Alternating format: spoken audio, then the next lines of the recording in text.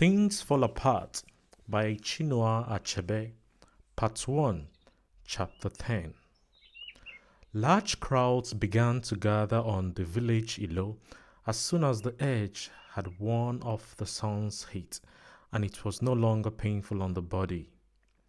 Most communal ceremonies took place at that time of the day, so that even when it was said that a ceremony would begin after the midday meal, everyone understood that it would begin a long time later when the sun's heat had softened.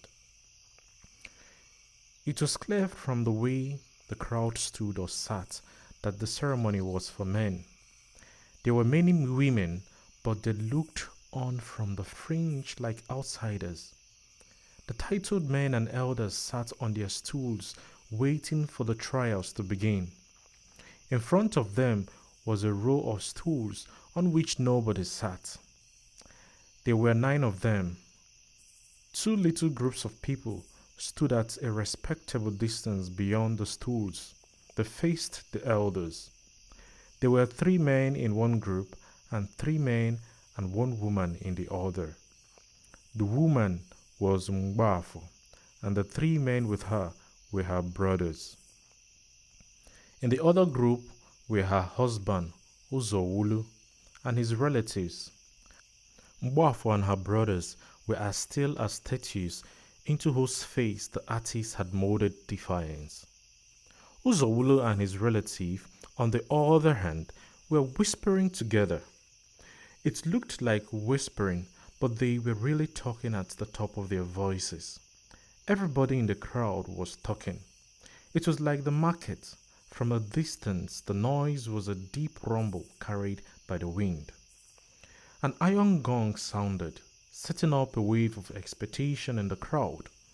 Everyone looked in the direction of the egwugwu house. Gum, gum, gum, gum, went the gong, and a powerful flute blew a high-pitched blast. Then came the voices of the egwugwu, guttural and awesome. The wave struck the women and children, and there was a backward stampede. But it was momentary. They were already far enough where they stood, and there was room for running away if any of the egwugwu should go towards them. The drum sounded again, and the flute blew. The egwugwu house was now a pandemonium of quavering voices. Aroyim, de, filled the air as the spirits of the ancestors, just emerged from the earth, greeted themselves in their exoteric language. The egwugwu house into which they emerged faced the forest away from the crowd, who saw only its back with the many-colored patterns and drawings done by specially chosen women at regular intervals. These women never saw the inside of the hut. No woman ever did. They scrubbed and painted the outside walls under the supervision of men. If they imagined what was inside, they kept their imagination to themselves. No woman ever asked questions about the most powerful and the most secret courts in the clan. Aroyim, de, flew around the dark, closed hut like tongues of fire.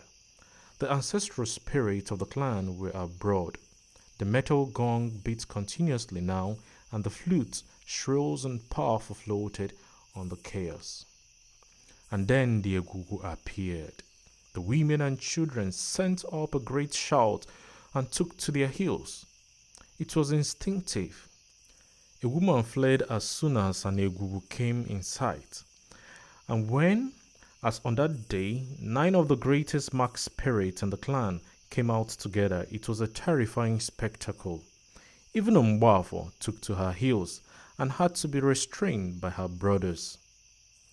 Each of the 9 egwugwu represented a village of the clan.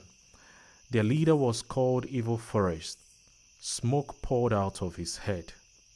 The 9 villages of Omofia had grown out of the 9 sons of the first father of the clan.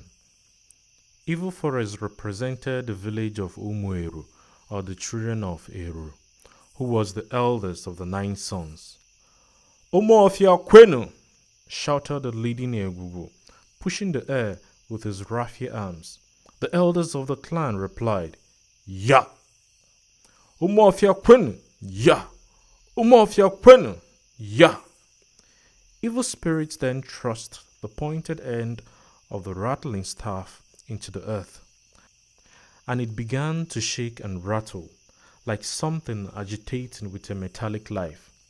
He took the first of the empty stools, and the 8 other egwugwu began to sit in order of seniority after him. Okonkwo's wives, and perhaps other women as well, might have noticed that the second egwugwu had the springy walk of Okonkwo, and they might also have noticed that Okonkwo was not among the titled men and elders who sat behind the role of egwugwu. But if they thought these things, they kept them within themselves. The egwugwu with the springy walk was one of the dead fathers of the clan. He looked terrible with a smoked raffia body, a huge wooden face painted white except for the round hollow eyes and the charred teeth that were as big as a man's fingers. On his head were 2 powerful horns. When all the egwugwu had sat down, and the sound of the many bells and rattles on their bodies had subsided, Evil Forest addressed the 2 groups of people facing them.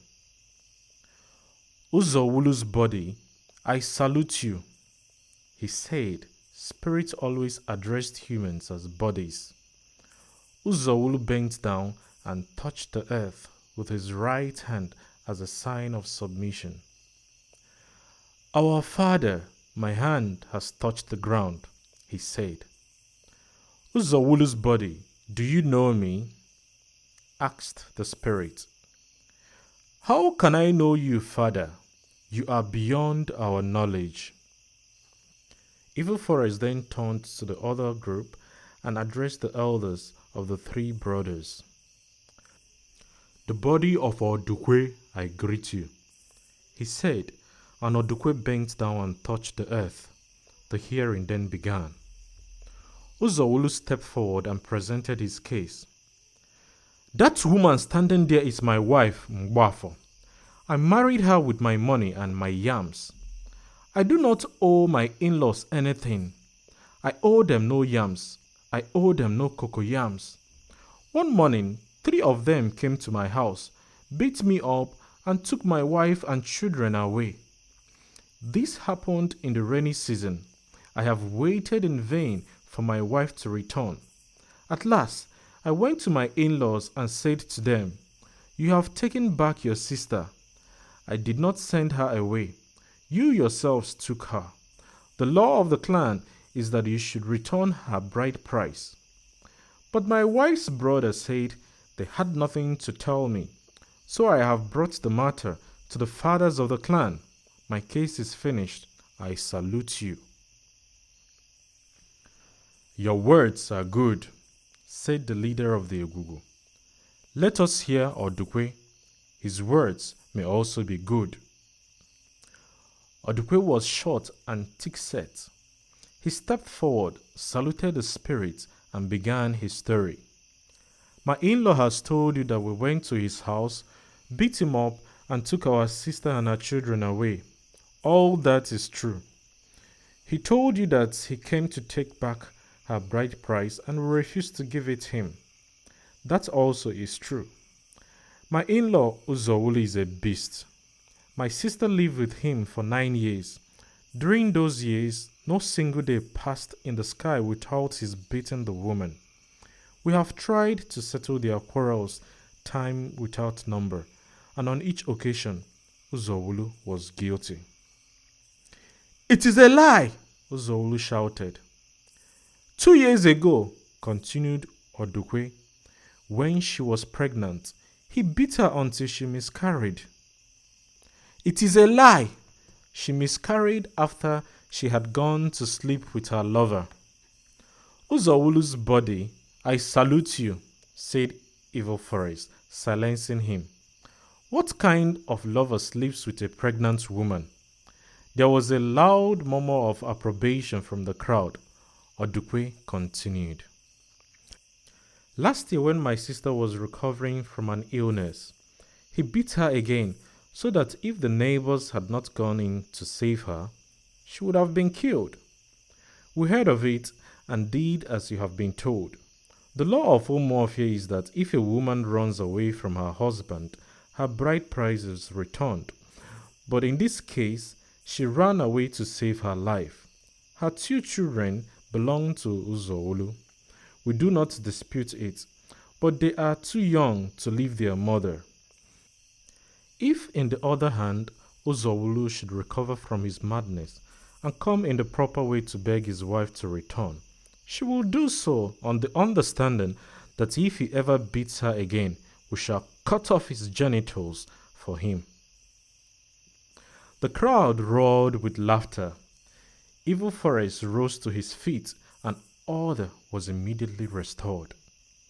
A steady cloud of smoke rose from his head. He sat down again and called 2 witnesses. They were both Uzoulu's neighbors and they agreed about the beating. Evil Forest then stood up, pulled out his staff and thrust it into the earth again. He ran a few steps in the direction of the women. They all fled in terror, only to return to their places almost immediately. The 9 egwugwu then went away to consult together in their house. They were silent for a long time. Then the metal gong sounded and the flute was blown. The egwugwu had emerged once again from their underground home. They saluted one another and then reappeared on the Ilo. Umuofia Queen! Roared Evil Forest, facing the elders and grandees of the clan. Yeah! Replied the thunderous crowd. Then silence descended from the sky and swallowed the noise.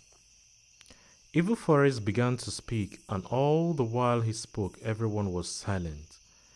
The 8 other egwugwu were as still as statues. We have heard both sides of the case, said Evil Forest. Our duty is not to blame this man or to praise that, but to settle the dispute. He turned to Uzowulu's group and allowed a short pause. Uzowulu's body, I salute you, he said. Our father, my hand has touched the ground, replied Uzowulu, touching the earth. Uzowulu's body, do you know me? How can I know you, father? You are beyond our knowledge, Uzowulu replied. I am Evil Forest. I kill a man on the day that his life is sweetest to him. That is true, replied Uzowulu. Go to your in-laws with a pot of wine and beg your wife to return to you. It is not bravery when a man fights with a woman. He turned to Odukwe and allowed a brief pause. Odukwe's body, I greet you, he said. My hand is on the ground, replied Odukwe. Do you know me? No man can know you, replied Odukwe. I am Evil Forest. I am dry meat that fills the mouth. I am fire that burns without fagot. If your in-law brings wine to you, let your sister go with him. I salute you. He pulled his staff from the hard earth and thrust it back. Umuofia Queen! He roared, and the crowd answered. I do not know why such a trifle should come before the egwugwu, said one elder to another. Don't you know what kind of man Uzowulu is? He will not listen to any other decision, replied the other. As they spoke, 2 other groups of people had replaced the first before the egwugwu, and a great land case began.